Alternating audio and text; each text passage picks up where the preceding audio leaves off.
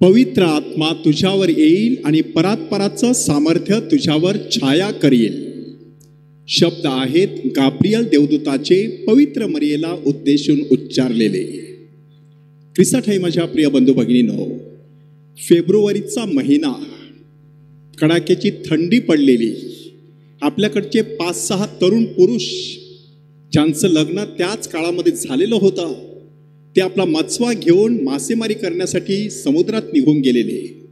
सकाळची वेळ आणि अशा पार्श्वभूमीवरती चांदण्यामध्ये त्या समुद्राच्या पाण्यावर काहीतरी तरंगताना त्यांना दिसलं. त्यांनी आपला मचवा त्या वस्तूच्या दिशेने नेला आणि जवळ गेल्यानंतर त्यांच्या लक्षात आलं की एक ड्रम त्यांना दिसलेला आहे. त्यांनी तो ड्रम आपल्या मचव्यामध्ये घेतला, उघडला. त्यांच्या नाकामध्ये उग्र असा दर्प गेला. त्यांना वाटलं की कदाचित कुठली तरी फॉरेनची विस्की आहे, कुठली तरी उंची मद्य आहे आणि म्हणूनच त्यांनी एक एक घोट घ्यायला सुरुवात केली.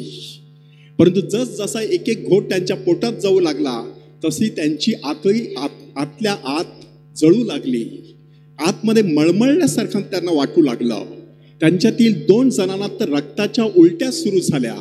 परिस्थितीचं गांभीर्य समजून घेऊन त्यांनी ताबडतोब आपला मचवा किनाऱ्याच्या दिशेने वळवला.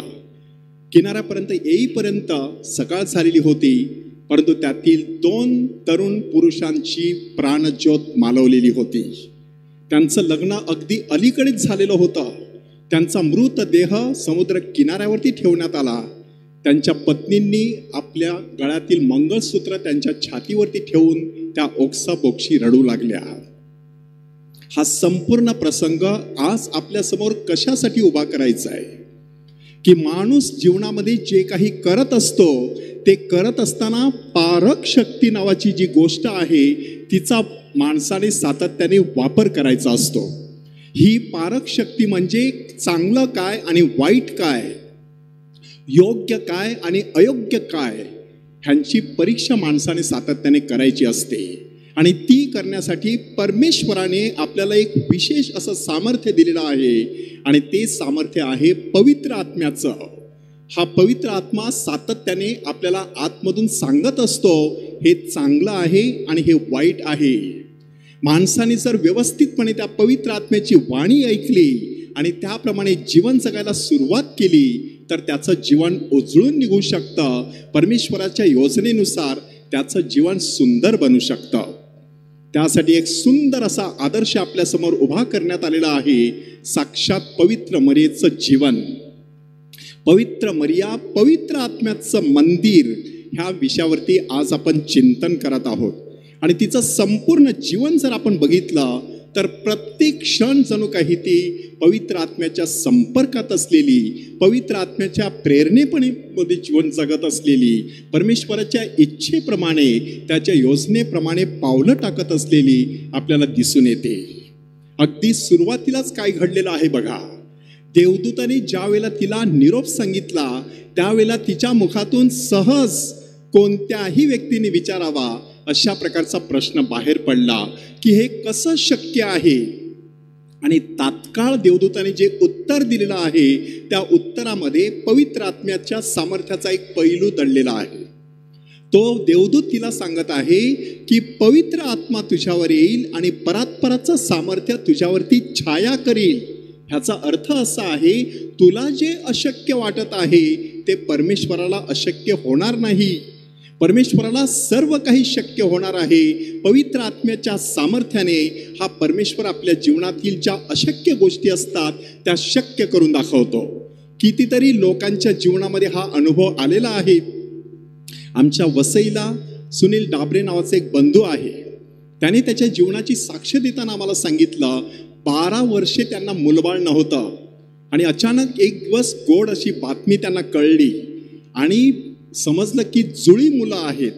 प्रत्यक्ष जन्म झाला त्यावेळेला एक मुलगा आणि एक मुलगी. 12 वर्षानंतर परमेश्वराने जे अशक्य होतं ते त्यांच्या जीवनामध्ये शक्य करून दाखवलेलं आहे. आता प्रश्न आहे आपल्या मनाचा. आपल्या जीवनामध्ये देखील काही गोष्टी आपल्याला अशक्य वाटतात. आपल्या कुटुंबामध्ये एखादा व्यसनाधीन असा पती असतो आणि आपण स्वतःला सांगितलेलं असतं की हा कधीच सुधारणार नाही. एखादा मनुष्य विचित्रपणे विक्षिप्तपणे वागतो, मानसिकदृष्ट्या तो असंतुलित असं पण जगत असतो आणि आपण सांगत असतो हा वेडा आहे, हा कधी सुधारणार नाही. एखाद्या छोट्या बाळाविषयी आपण सांगत असतो तसं मोठ्या माणसाविषयी सांगत असतो. त्याला सांगते की चांगला माणूस वाईट होऊ शकत असेल तर वाईट माणूस चांगला बनू शकतो. आणि म्हणूनच पहिलं महत्वाचं पैलू आहे तर मरियेच्या बाबतीत झालेला आहे. तोपर्यंत जगाच्या इतिहासात असं कधीच घडलं नव्हतं की एखादी कुमारिका पुरुषाचा संपर्क न होता गरोदर राहिलेली आहे आणि साक्षात परमेश्वराचा पुत्र तिच्या पोटी जन्माला आलेला आहे. हा झाला पहिला महत्वाचा पैलू. दुसरा महत्वाचा पैलू की पवित्र आत्मा संसर्गजन्य असतो. पवित्र आत्म्याचं जे सामर्थ्य आहे ते संसर्गजन्य म्हणजे काय की ज्याप्रमाणे आपल्याला देखील एखाद्या आजाराचा संसर्ग होऊ शकतो त्याप्रमाणे पवित्र आत्मा जर एखाद्या व्यक्तीठायी कार्यरत असेल तर ती व्यक्ती ज्या ज्या ठिकाणी जाईल त्या त्या ठिकाणी पवित्र आत्म्याचा प्रभाव दिसून यायला सुरुवात होत असते. माऊली खडकाळ अशा प्रदेशामध्ये, डोंगराळ प्रदेशामध्ये निघून जाते, अलिशिबेला अभिवादन करते आणि अलिशिबा सुद्धा पवित्र आत्म्याने परिपूर्ण होते. एवढंच नाही तर तिच्या उदरातील बाळकाने आनंदाने उडी मारली असं आपल्याला संत लोकने सांगितलेलं आहे. हा पवित्र आत्म्याच्या सामर्थ्याचा प्रभाव आहे की ज्या वेळेला मी एखाद्या व्यक्तीच्या संपर्कात येत असतो किंवा असते तेव्हा कोणत्या प्रकारची स्पंदनं माझ्या आजूबाजूला उमटत असतात ती माणसाने पाहायची असतात. कॅथलिक कॅरिस्मॅटिक परिवारामध्ये आम्ही कितीतरी अशा साक्षी ऐकलेल्या आहेत की कधी कधी पती प्रार्थनेला येतो, पत्नी येत नाही आणि कालांतराने बघतो तर दोघेही त्या ठिकाणी हजर. कधी कधी पत्नी प्रार्थनेला येते, पती कधी दिसत नाही. कालांतराने बघतो तर दोघेही त्या ठिकाणी परमेश्वराची स्तुती आराधना करत असलेले. कधी कधी आई वडील प्रार्थनेला बसलेले असतात, मुलांचा पत्ता नाही आणि कालांतराने संपूर्ण कुटुंब प्रार्थना करत असताना दिसत आहे. पवित्र आत्मा अशा प्रकारे संसर्गजन्य आहे. त्याचं सामर्थ्य अशा प्रकारे इतरांपर्यंत पोहोचत असतं. म्हणून माणसाने दिव्यासारखा आपला हा पवित्र आत्म्याचा प्रकाश सर्वत्र पसरवत ठेवणं गरजेचं आहे. तिसरा महत्वाचा पैलू की पवित्र मरियेच्या जीवनामध्ये देवप्रीती आणि शेजार प्रीती ह्यांची सुंदर अशी सांगड पवित्र आत्म्याच्या सामर्थ्याने घातली गेलेली आहे. आपल्याला काय सांगण्यात आलेलं आहे की अलिशिबेशी संवाद झाल्यानंतर पवित्र मरियेने आपलं मोठं असं स्तोत्र गायलं, ज्याला इंग्रजीमध्ये मॅग्निफिकात म्हणतात. अशा प्रकारचं स्तोत्र की ज्यामध्ये ती सांगते माझा जीव प्रभूला थोर मानतो आणि देव सो माझा तारणारा, त्याच्या ठाई माझा आत्मा उल्हासला आहे. संपूर्ण स्तोत्र गाऊन तिने परमेश्वरावरील आपलं प्रेम जणू काही व्यक्त केलेलं आहे. आणि त्याच्या शेवटी काय सांगण्यात आलेलं आहे, त्यानंतर मरिया सुमारे 3 महिने अलिशिबेजवळ राहिली आणि नंतर आपल्या घरी निघून गेली.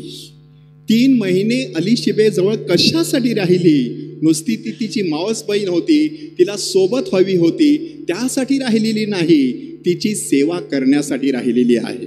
म्हणजे ह्या ठिकाणी शेजार प्रीती अतिशय सुंदररित्या आपल्या समोर सादर करण्यात आलेली आहे. माणसाच्या जीवनामध्ये काय घडू शकतं बघा, ह्या देवप्रीती आणि शेजार प्रीतीपैकी कुठल्या तरी एका गोष्टीवरती आपण भर देण्याची शक्यता असते. माणूस फक्त देवप्रीतीवरती भर देत असतो तेव्हा 2 धोके असतात. एक धोका असतो नुसतं कर्मकांड आणि दुसरा धोका असतो ढोंगबाजी. म्हणजे मी परमेश्वरावरती प्रेम करतो, मी भरपूर प्रार्थनेमध्ये वेळ घालवतो, मी बऱ्याच तीर्थयात्रांना क्षेत्रांना भेटी देत असतो, मी जणू काही पवित्र आहे, परंतु शेजार प्रीतीचं त्या माणसाच्या जीवनात बिलकुल नाव नाही. अशा प्रकारची देवप्रीती अपूर्ण असते किंवा सदोष असते, ती ढोंगबाजी असण्याची शक्यता असते. प्रभू येशू ख्रिस्ताने त्या संदर्भात लोकांना सावधानतेचा इशारा दिलेला आहे की अहो ढोंग्यानो, अहो शास्त्र्यांनो, अहो परुषांनो, तुमची केवढी दुर्दशा होणार. कशामुळे दुर्दशा होणार आहे? एकीकडे तुम्ही लांब लचक अशा प्रकारची प्रार्थना करता आणि दुसरीकडे तुम्ही विधवांची घरे खाऊन टाकता. अशा प्रकारे एकाच गोष्टीवरती भर देण्याची शक्यता. दुसरी शक्यता आहे फक्त शेजार प्रीती. मला भरपूर सेवा करायची आहे, मला भरपूर कार्य करायचं आहे, परंतु देवाचं नाव नाही. समर्थ रामदासाने आपल्याला सांगितलेलं आहे की सामर्थ्य आहे चळवळीचे, जो जे करील तयांचे, परंतु तेथे भगवंताचे अधिष्ठान पाहिजे. ते भगवंताचे अधिष्ठान जर नसेल तर जे काही आपण करत असतो त्या सगळ्यांचं श्रेय आपण स्वतः घेण्याची शक्यता असते. त्यातून अहंकार फुलवला जाऊ शकतो. कितीतरी पक्ष फुटलेले आहेत, कितीतरी गटामध्ये फुटीरवाद वाढीस लागलेला आहे. त्याचं कारण तिथे परमेश्वराला बिलकुल स्थान नाही. जिथे परमेश्वराला स्थान नाही तिथे कोणत्याही प्रकारचं भवितव्य नाही. तिसरा प्रकार आहे की ज्यामध्ये देवप्रीती सुद्धा नाही, शेजार प्रीती सुद्धा नाही, फक्त स्वतःची स्वार्थी महत्वाकांक्षा की मला मोठं व्हायचं आहे, मला परीक्षेमध्ये प्रथम क्रमांक मिळवायचा आहे, मला व्यवसायामध्ये यश मिळवायचं आहे, मला भरपूर काही करायचं आहे, परंतु त्यासाठी मला देवळात जायचं नाही, त्यासाठी मला कोणाची सेवा करायची नाही, मला असं वेळ फुकट घालवायचा नाही, सगळा वेळ माझ्या स्वतःसाठी. अशा प्रकारचं जीवन माणूस जगत असतो. ती पवित्र आत्म्याची प्रेरणा असेलच ह्याविषयी आपल्याला सांगता येत नाही. इंग्रजीमध्ये 2 शब्द आहेत. एक शब्द आहे एक्सलन्स आणि दुसरा शब्द आहे कंपॅशन. एक्सलन्स म्हणजे जे काही करायचं ते उत्कृष्टरित्या करायचं, उत्तम पद्धतीने करायचं, सर्वोत्तम पद्धतीने करण्यासाठी स्वतःला झोकून द्यायचं. फार छान आहे, परंतु त्याला झालर असली पाहिजे करुणेची. तिथे असला पाहिजे कळवळा की मला खूप काही करायचं आहे, पण मला आजूबाजूला बघितलं पाहिजे लोकांच्या जीवनामध्ये काय चाललेलं आहे. मला एकट्याला पुढे जायचं आहे, भरपूर मोठं व्हायचं आहे, पण दुसऱ्यांना मागे टाकून नव्हे तर त्यांना सोबत घेऊन त्यासाठी सहप्रवासात्मक श्रद्धा पोप फ्रान्सिस यांनी आपल्या समोर उभी केलेली आहे. सिनडच्या माध्यमातून एकत्रितपणे वाटचाल करायची. त्यासाठी पोप महोदय आपल्याला पाचारण करत आहे. माऊलीने देखील नेमकं तेच केलं. एकटी माऊली देवाची निवडलेली, देव माता म्हणून जाहीर झालेली, ती खूप एकटीच पुढे जाऊ शकली असती. ती ताबडतोब अलिशिबेला सोबत करण्यासाठी जाते, तिची सेवा करण्यासाठी जाते, अडीअडचणीमध्ये लोकांना मदत करण्यासाठी पुढे सरसावते. सर्वांना एकत्र घेऊन आपल्याला पुढे जायचं आहे. म्हणून तिने साधलेला देवप्रीती आणि शेजार प्रीतीचा हा सुंदर असा संगम ही पवित्र आत्म्याची प्रचंड अशी प्रेरणा असू शकते. त्यानंतरचा चौथा पैलू आहे काना येथे लग्नसमयी नक्की काय घडलेलं आहे. मानवी बुद्धीच्या पातळीवरती तिने सहज एक तक्रार तिकडे दाखल केलेली आहे. त्यांच्याकडे द्राक्षरस नाही, हा मानवी दृष्टिकोन झाला. प्रॉब्लेम आहे, समस्या आहेत, माझ्या घरामध्ये अडीअडचणी आहेत, हा मानवी दृष्टिकोन झाला. परंतु नंतर पवित्र आत्म्याच्या प्रेरणेने तिने कोणते शब्द उच्चारलेले आहेत, हा जे सांगेल तो ते करा. अशा प्रकारचे शब्द जेव्हा माणसाच्या मुखातून बाहेर पडत असतात तेव्हा त्यावेळेला ती पवित्र आत्म्याची प्रेरणा असण्याची शक्यता असते. त्यासाठी माणसाने धाडसाने धोका पत्करण्याची तयारी ठेवायची असते. श्रद्धा म्हणजे जणू काही अंधारामध्ये मारलेली उडी. पुढचं काही दिसत नाही तरी पाऊल उचललेलं आहे, परंतु ते पवित्र आत्म्याची प्रेरणा आहे ही तपासून पाहणं तेवढंच गरजेचं असतं. पाचवा पैलू आहे की ज्या ठिकाणी पवित्र आत्मा पवित्र मरियेच्या जीवनामध्ये कार्यरत आहे तो प्रसंग आहे कालवारीचा. सगळीकडे दुःख सहनाचा मोठा झंझावात सुटलेला आहे, तरी देखील माऊलीच्या काळजामधील श्रद्धेची ज्योत नुसती भिरभिरत सुद्धा नाहीत, ती व्यवस्थितपणे अधिक तेजाने त्या ठिकाणी तळपत राहते. ह्या दुःखाच्या काळामध्ये माऊली निश्चलपणे क्रुसाच्या पायथ्याशी उभी राहते. लॅटिन भाषेमध्ये त्याच्यासाठी शब्द आहेत स्ताबात मातेर. स्ताबात उभी असलेली, मातेर म्हणजे आई, निश्चलपणे उभी असलेली अशी माता. ती त्या दुःखाने घाबरून गेलेली नाही, विचलित झालेली नाही, अस्वस्थ झालेली नाही. दुःखी मात्र नक्कीच झालेली आहे, शोकग्रस्त मात्र नक्कीच झालेली आहे, परंतु त्याने एवढी घाबरून गेलेली नाही. ती त्याच्या पैल तिरी पाहते, त्या ठिकाणी तिला संपूर्ण चित्र दिसतं. हा देवाचा पुत्र आहे, हा जगाचा तारणकर्ता आहे, ह्या दिव्यातून त्याला गेल्याशिवाय दुसरं गत्यंतर नाही, ह्याचा पूर्ण स्वीकार तिने केलेला होता. अशी दृष्टी असण्यासाठी पवित्र आत्म्याची प्रेरणा असणं गरजेचं आहे.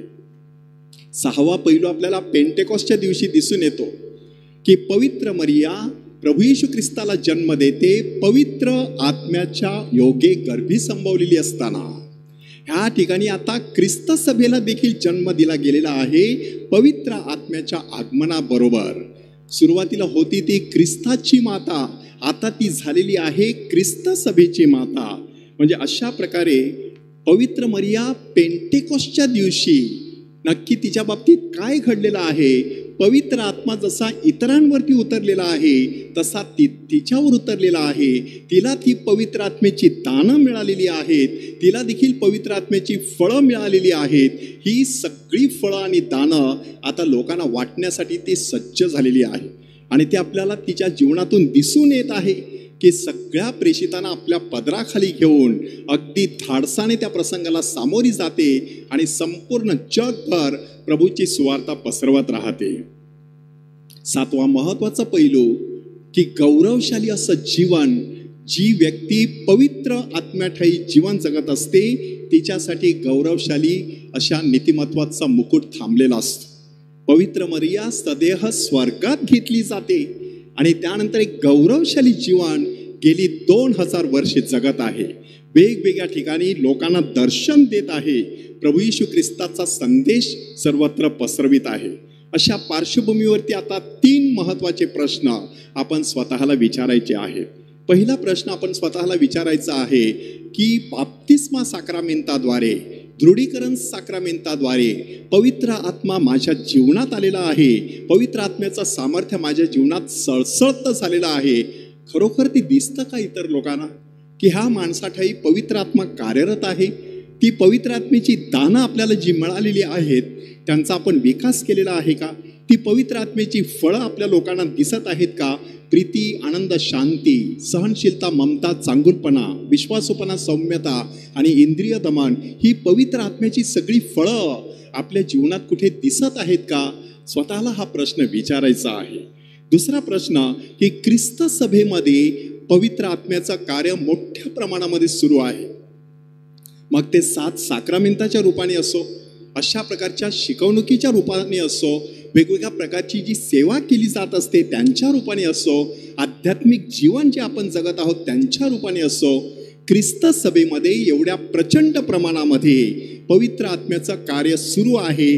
माझ्यावरती त्याचा कितपत प्रभाव पडलेला आहे, माझ्या जीवनावरती त्या कार्याचा कितपत प्रभाव पडलेला आहे, असा प्रश्न प्रत्येक व्यक्तीने विचारणं गरजेचं आहे.